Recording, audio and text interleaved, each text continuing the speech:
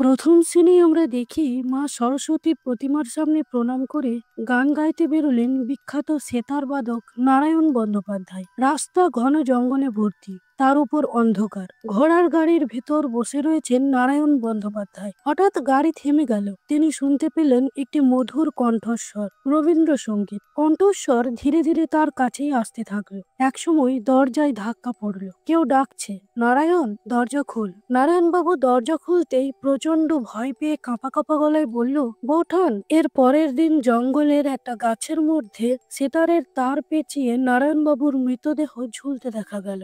এরপর আসি বেশ কয়েক বছর পরের ঘটনায়। 5 বন্ধু অরুণ, অনিল, ঋত, তিতলি, মেঘলা এসেছে সোনামুখী গ্রামে বিখ্যাত কিন্তু মৃত সঙ্গীত শিল্পী নিশিগন্ধা ভাদুড়িকে নিয়ে গবেষণা করতে। একসময় যার প্রশংসা করেছিলেন স্বয়ং রবীন্দ্রনাথ ঠাকুর, অরুণই ওদের এই গ্রামে নিয়ে এসেছে। গ্রামে পৌঁছাতে ওদের প্রায় রাত হয়ে গেল। যে বাড়িতে থাকার কথা অরুণ ওদের বলেছিল, এখানে এসে ওরা জানতে পারলো সে ঘোষাল বাড়িতে কেউ থাকে না। সম্পূর্ণ বাড়ি ঘুটঘুটে অন্ধকার। এই বাড়ির কেয়ারটেকার ভোলাদা এসে বলল, আমি যে বলেছিলাম সকাল সকাল আসতে, ঘোষাল বাড়িতে তো কেউ থাকে না। আমি ঘরদোর পরিষ্কার করে মোমবাতি জ্বেলে দিয়েছি। আমি আর কিচ্ছু করতে পারবো না। রাতের খাবারের দরকার হলে আমার বাড়িতে যাবেন, তবে কোনো ছেলে যাবেন, মেয়ে নয়। এই গ্রামে রাত্রে মেয়েরা ডাকলে কেউ দরজা খুলে না। আর দয়া করে ওই গিটারটা কিন্তু কেউ ভুলেও বাজাবেন না। এই ঘোষাল বাড়ি সামান্য বাড়ি নয়, এক বিশাল ভগ্ন রাজপ্রাসাদ। ঢুকতেই সামনে রয়েছে ঠাকুর দালান, মা দুর্গার খড়ের কাঠামো। তিতলি এগিয়ে গেল সেই কাঠামোর দিকে, যেন এক ঝলক দেখতে পেল মায়ের মূর্তিকে বরণ করা হচ্ছে। পিছন থেকে কেউ ডাকলো, সই। ফিরে তাকাতেই তিতলি দেখলো কেউ নেই। যাই হোক, ছেলে আর মেয়েদের থাকার জন্য দুটো ঘরের ব্যবস্থা করা হয়েছে। অরুণ ওদিকে দোতলার সামনের সিঁড়ির কাছে গিয়ে কি যেন ভেবে ফিরে এসে বলল, আমার যে আত্মীয় এখানে থাকেন তার কাছে অনেক খবর আছে এই ঘোষাল বাড়ির ব্যাপারে। তার কাছ থেকে আমি নিশিগন্ধা ভাদুড়ির কথাও শুনেছিলাম। তোরা সব ঘরগুলো ঠিক কর, আমি তার কাছে গিয়ে কাল তাকে এখানে আসতে বলে আসি। কালকে সকালে ওর ইন্টারভিউ নেব। আর আমার আসতে দেরি হলে তোরা কেউ গিয়ে ভোলাদার কাছ থেকে খাবারটা নিয়ে আসিস। অরুণ বেরিয়ে গেল।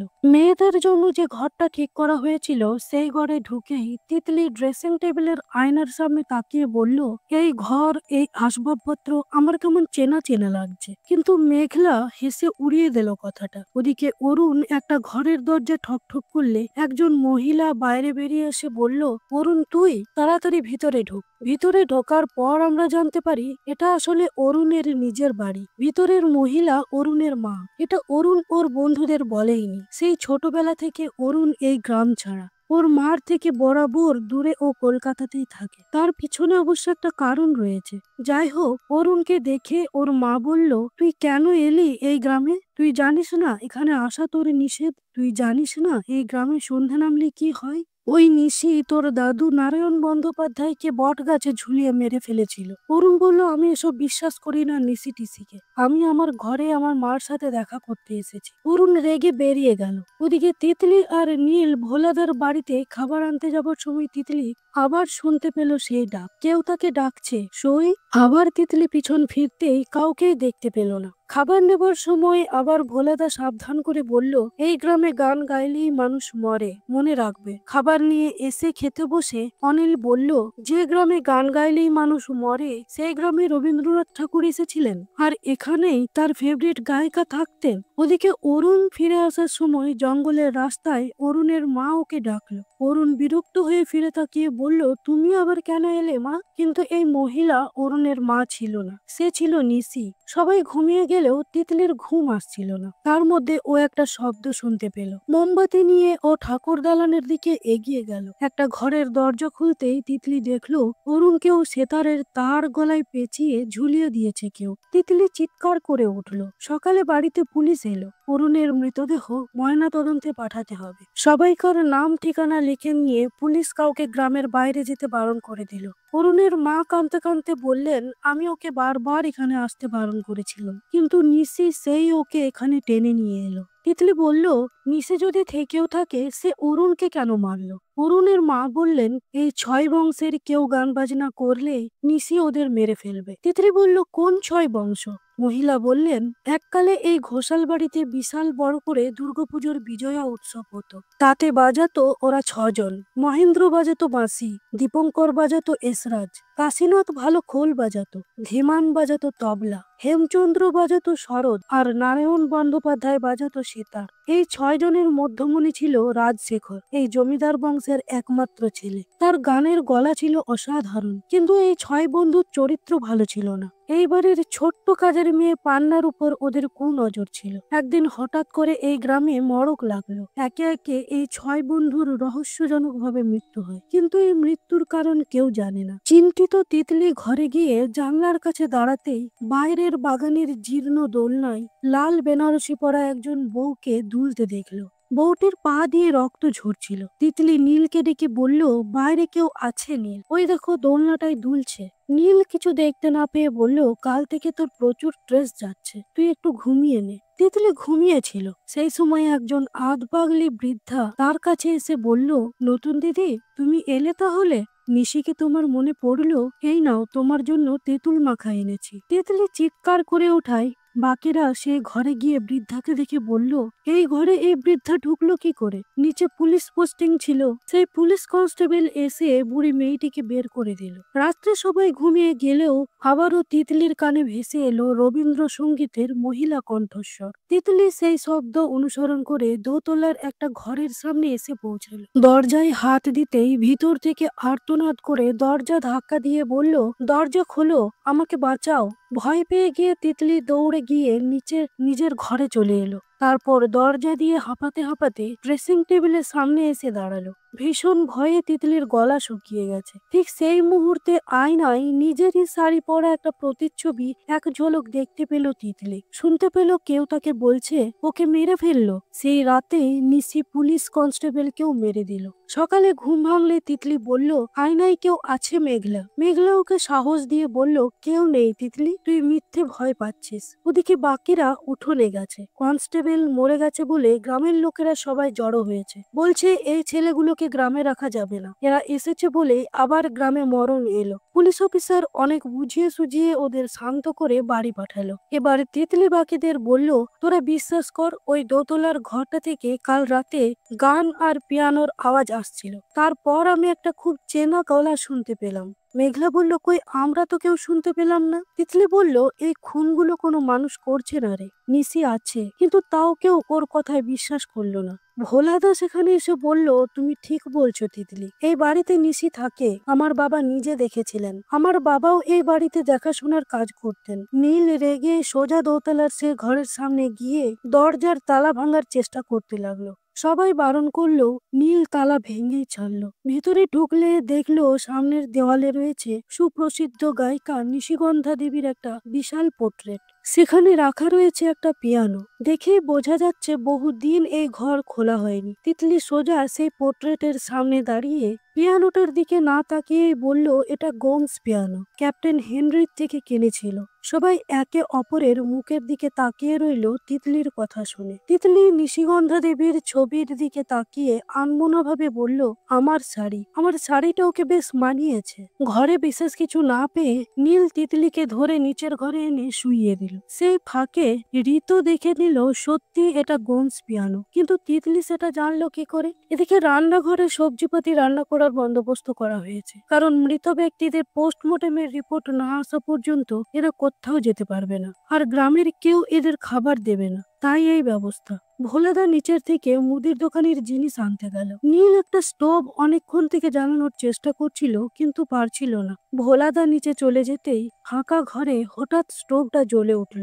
এবার নীলও শুনতে পেল সে ভয়ঙ্কর করুণ আর্তনাদ, বাঁচাও, কেউ আমাকে বাঁচাও। নীল বেশ অবাক হলো। ওদিকে সেই বুড়ি মেয়েটা আবার তিতলির কাছে এসে তাকে ডাকছে। তিতলি ভয়ে ভয়ে তার কাছে এগিয়ে গেলে বুড়ি মেয়েটা বলল, পালা পান্না পালা, ফিরে আসবি না, কাউকে কিছু বলবি না, জঙ্গলের মধ্যে দিয়ে পালা। অন্যদিকে অনিল এই জমিদার বাড়ির কিছু পুরনো বইপত্র ঘাটাঘাটি করছিল। হঠাৎ একটা বইয়ের দিকে নজর পড়লো অনিলের, রবীন্দ্রনাথ ঠাকুরের মায়ার খেলা। অনিলের তিতলির মায়ের খুব প্রিয় বই ছিল এটা। বইটির ফার্স্ট পেজেই ওর মায়ের হাতের সই ছিল, অনিলের মা লেখা ছিল। এই বইটির প্রথম পাতা উল্টাতেই অনিলের চোখে পড়ল সেম লেখা। বিদ্যুতের শক খাওয়ার মতো অনিলের শরীর কেঁপে উঠল, হাত থেকে পড়ে গেল বইটা। ওর মায়ের বই এখানে এলো কি করে? একটু ধাতস্থ হবার পর বইটা আবার তুলে নিয়ে খুলে দেখলো সেই লেখাটা আর নেই। তার মানে এটা অন্য বই। অনিল ওর বন্ধুদের বলল, আজ থেকে রাতে আমরা সবাই একসাথেই শোবো, একটু সজাগ থাকতে হবে আমাদের। কথা মতো সবাই একসাথে ঘুমিয়েও পড়েছে।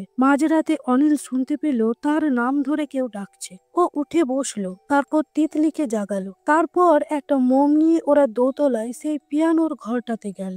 ধীরে ধীরে পিয়ানোর সামনে বসে একটা খুব সুন্দর সুর বাজাতে শুরু করলো অনিল। আর মন্ত্রমুগ্ধের মতো তিতলি সেটা শুনে যাচ্ছিল। তিতলির মনে পড়লো বহু বছর আগের কিছু আবছা স্মৃতি। নিশিগন্ধার বয়স তখন খুবই অল্প। সেই অল্প বয়সে রবীন্দ্রসঙ্গীতকে সে বাগে আনতে পেরেছিল। একদিন নিশিগন্ধা রেওয়াজ করার সময় তাদের বাড়ি এসেছিলেন স্বয়ং রবীন্দ্রনাথ ঠাকুর। নিশিগন্ধার এই গানের গলা শুনে তিনি তৃপ্তি পেয়েছিলেন। তখন থেকেই নিশিগন্ধা ছিলেন তার প্রিয় গায়িকা। অনিল পিয়ানো বাজাতে বাজাতে হঠাৎ থামিয়ে দিয়ে তিতলিকে বলল, সই, আমি নিশি, তুই আমাকে চিনতে পারছিস না? হঠাৎ অনিল দরজাটা বন্ধ করে দিল, বলল, তুই ভুলে গেলি আমায়? আমি নিশি, তোর সই। এদিকে গানের আওয়াজে ঘুম ভেঙে যায় নীলের। ও বাকিদের উঠিয়ে বলে, তিতলি আর অনিল তো নেই, উপরে গেছে মনে হয়, চল যাই। ওরা গিয়ে দেখে দরজা ভিতর থেকে বন্ধ, ধাক্কা দিলেও খুলছে না। তারপর দরজা ভেঙে ভিতরে ঢুকে নীল অনিলকে ওই রকম অবস্থায় দেখতে পেল। এই অবস্থায় দেখে নীল অনিলকে একটা থাপ্পড় মারে। অনিল অজ্ঞান হয়ে নিচে পড়ে যায়। পরদিন সকালে যখন ওর ঘুম ভাঙে তখন ওর মনে পড়ে না কাল রাতে ঠিক কি হয়েছিল। অনিল তিতলির কাছে ক্ষমা চাইল, কিন্তু তখনও কেউ পিছন থেকে অনিলের কানের কাছে ফিসফিসিয়ে বলল, ওকে চিঠিগুলো দাও। অনিলের মনে হলো তিতলিও যেন সেই শব্দ শুনতে পেয়েছে। অনিল তিতলির হাত দুটো চেপে ধরলো। সন্ধ্যার সময় অনিল আবার তিতলির কাছে এলো, বলল, তুইও শুনেছিলি না সেই তীক্ষ্ণ ফিসফিসানি যে বলছিল তোকে চিঠিগুলো দিতে? ও প্রায়ই আমার কানের কাছে এসে ফিসফিস করে, আমার মাথা ধরে যায়। তিতলি বলল, কার চিঠি? অনিল আবার অদ্ভুত বিহেভ করে বলল, কেন, তোর চিঠি? তিতলি বলল, আমার চিঠি? অনিল বলল, আমি সেসব জানি না। আজ আমরা আবার ওই পিয়ানোর ঘরে যাব চিঠিগুলো খুঁজতে। রাত হলে কথা মতো ওরা দুজনে আবার সেই পিয়ানোর ঘরে গিয়ে চারপাশ খুঁজতে শুরু করলো, কিন্তু কোথাও সেই চিঠিগুলো পাচ্ছিল না। হঠাৎ কোথা থেকে সেই বুড়ি মেয়েটি এসে বলল, ওগুলো ওই পিয়ানোর নিচে আছে, ওখানটাই দেখো। অনিল পিয়ানোর তলা থেকে একটা বাক্স টেনে বের করলো। খুলে দেখলো ওতে লেখা রয়েছে হুবহু তিতলির হাতের লেখা একটা চিঠি, কিন্তু চিঠিগুলো তো বহু পুরনো। একটা চিঠিতে লেখা রয়েছে নিশিগন্ধাকে উদ্দেশ্য করে কয়েকটা কথা। লিখেছে নিশিগন্ধার সবচেয়ে কাছের মানুষ, তার সই। সই নিশির জন্য কলকাতা থেকে নীল রঙের একটা বেনারসি শাড়ি কিনেছিল। নীল রং নিশিগন্ধার ভীষণ পছন্দের, আর নিজের জন্য নিয়েছিল একটা বেগুনি রঙের বেনারসি। কিন্তু নিশিকে দেখানোর পর নিশির নিজের থেকে সইয়ের শাড়িটাই বেশি পছন্দ হয়েছিল, তাই ওটা পরে ও একটা ফটো তোলার কথা বলেছিল। সামনেই ছিল নিশির বিয়ে, তাই ওরা দুজনেই ভীষণ আনন্দে ছিল। কিন্তু বিয়ের দিন ওরা দুজনেই খুব কাঁদছিল। নিশি সোনামুখী চলে যাচ্ছে শ্বশুর বাড়ি। সই বলেছিল, আমি পরশু যাবো তো তোর বাড়ি, থাকবো কদিন, আর কাঁদিস না। চিঠি পড়তে পড়তে মগ্ন হয়ে গিয়েছিল তিতলি। নীল আর ঋতো সেখানে এসে সেই বুড়ি মেয়েটাকে দেখে বলল, এই মেয়েটাই সব মৃত্যুর জন্য দায়ী, এ নিশ্চয়ই কোনো ডাইনি, ওই খুনগুলো করছে। বুড়ি মেয়েটা চলে গেলেও নীল কিন্তু রেগে আছে অনিলের ওপর। ও এত রাতে তিতলিকে নিয়ে এখানে কি করছে? হঠাৎ অনিল ঋতোর পিছনে লাল শাড়ি পরা নিশিকে দেখতে পেল। অনিল চিৎকার করে বলল, ঋতো সর। এই বলে এক ধাক্কায় ঋতোকে সরিয়ে দিয়ে ও বলল, আমাদের আর এক মুহূর্ত এখানে থাকা যাবে না, চল নিচে চল, আজই আমরা এখান থেকে চলে যাব। তাড়াহুড়োই সিঁড়ি দিয়ে নামতে গিয়ে অনিল পা স্লিপ করে একেবারে নিচে এসে পড়লো। মাথা ফেটে চৌচির, মৃত্যু হয়েছে অনিলের। বাকি বন্ধুরা তো দেখে থ হয়ে গেছে, কারো গলা দিয়ে আওয়াজ বের হচ্ছে না। পুলিশ এসে আবার ডেড বডি নিয়ে গেল। ঋতো কাঁদতে কাঁদতে বলল, আমরা কেউ বাঁচবো না, সবাই মরবো। হঠাৎ তিতলি দেখলো দোতলার বারান্দায় কেউ দাঁড়িয়ে রয়েছে। তিতলি আবার দোতলায় গেল। রেলিং এর সামনে দাঁড়িয়ে ওর এবার সব মনে পড়ে গেল। মনে পড়লো আগের জন্মে নিশিগন্ধাকে মেরে ফেলার দৃশ্য ও এখান থেকেই নিজের চোখে দেখেছিল। মনে পড়লো সেই ছোট্ট পান্নাকে। আগের জন্মে তিতলিই ছিল আসলে নিশির সই। সেই নিশির মৃত্যুর সময় পান্নাকে বলেছিল, পালা পান্না পালা, জঙ্গলের রাস্তা দিয়ে পালা। তিতলি বুঝতে পারলো ওই বৃদ্ধ মহিলাই আসলে সেই ছোট্ট পান্না। যে ওদের সাথে সব সময় থাকতো। সকাল হতেই তিতলি জঙ্গলে গেল পান্নার খোঁজে। একটা ঝুপড়িতে বসেছিল বৃদ্ধা। তিতলি কাঁদতে কাঁদতে পান্নাকে বুকে জড়িয়ে ধরল। মনে পড়ল সেদিন জমিদার বাড়িতে এসেছিল রবীন্দ্রনাথ ঠাকুর। তার সামনে গানের আসর বসেছিল। গান গাইবে রাজশেখর আর বাজাবে 6 বন্ধুরা। যথারীতি একটা সুন্দর রবীন্দ্রসঙ্গীত গাইছিল রাজশেখর, কিন্তু কবিগুরু মাঝপথে তাদের থামিয়ে দিয়ে তার পা তলে বসে থাকা নিশিগন্ধাকে বললেন, এবার তুমি গাও তো মা। সেই একই গান নিশিগন্ধা গাইলে মন ভরে উঠল উপস্থিত সকলে। নিশিগন্ধার জয়ধ্বনি দিচ্ছিল সবাই। গুরুদেব বললেন, সংসারের চাপে এমন সুন্দর গলাকে বিসর্জন দিও না মা, তুমি রেওয়াজ চালিয়ে যাও, একদিন তুমি নামকরা গায়িকা হবে। এই ঘটনায় রাজশেখর আর তার বন্ধুরা প্রচন্ড অপমানিত বোধ করলো। একজন ঘরের বউ হয়ে এতগুলো লোকের সামনে বাইজিদের মতো গান গাওয়ায় ওরা নিশিগন্ধাকে ঘৃণার চোখে দেখতে লাগলো। কিন্তু রাজশেখর চুপচাপ। বৃদ্ধ পান্না বলল, নতুন দিদি, তোমার সেবারের বিজয়া মনে আছে? তিতলি বলল, আছে। আমরা দেখি সেদিনের সেই ঘটনা। মা দুর্গার সামনে সিঁদুর খেলার আয়োজন হচ্ছে। সবাই প্রচন্ড আনন্দে রয়েছে, কিন্তু সব আনন্দ মাটি হয়ে গেল একটা চিঠিতে। কবিগুরু নিশিগন্ধাকে একটা তানপুরা আর তার সাথে একখানা চিঠি পাঠিয়েছেন। জানিয়েছেন এবার বিজয়াতে তিনি আসতে পারবেন না। তিনি এটাও জানিয়েছেন যে নিশিগন্ধা তার সবচেয়ে প্রিয় গায়িকা। এটা শুনে নিশিগন্ধা প্রচন্ড কান্নাকাটি করছিল, কিন্তু কবিগুরুর আদেশ যে আজকে তাকে গান গাইতেই হবে। তাই জন্য সন্ধ্যাবেলা মায়ের সামনে বসে গান গাইছিল নিশিগন্ধা, আর দোতলা থেকে মন্ত্রমুগ্ধের মতো শুনছিল ওর সই। আজ নিশিগন্ধা গান গাইবে বলে রাজশেখর তার 6 বন্ধুকে আবার ডেকেছে, কিন্তু 6 বন্ধু তো রেগে আগুন। এই বাইজির গান শুনতে ওরা নারাজ, কিন্তু রাজশেখরের অনুরোধ ঠেলতে পারেনি ওরা। দোতলা থেকে গান শুনছিল সই। হঠাৎ করে গান থেমে গেল। সই বিস্ফোরিত চোখে দেখলো নৃশংস সেই দৃশ্য। ওর প্রাণের বন্ধু নিশিগন্ধাকে গলা চিপে মেরে ফেলা হচ্ছে। ও একা অসহায়ের মতো দাঁড়িয়ে দেখলো সবটা। ছোট্ট পান্নাও দেখেছিল ঘটনাটা। তাই সই বলেছিল, পালা পান্না পালা। নিশিগন্ধাকে কে বা কারা মেরেছিল তা আমরা গল্পের পরবর্তী পর্যায়ে জানতে পারবো। যাই হোক, পান্না বলল, তোমরা যবে থেকে গেছো আমি এক দণ্ডও ঘুমোতে পারিনি। আজ আমি একটু ঘুমোবো। এই বলে বৃদ্ধ পান্না তিতলির কোলে মাথা দিয়ে চিরনিদ্রার দেশে চলে গেল। এদিকে ঋতো, নীল, মেঘলা তিতলিকে খুঁজতে বেরিয়েছে।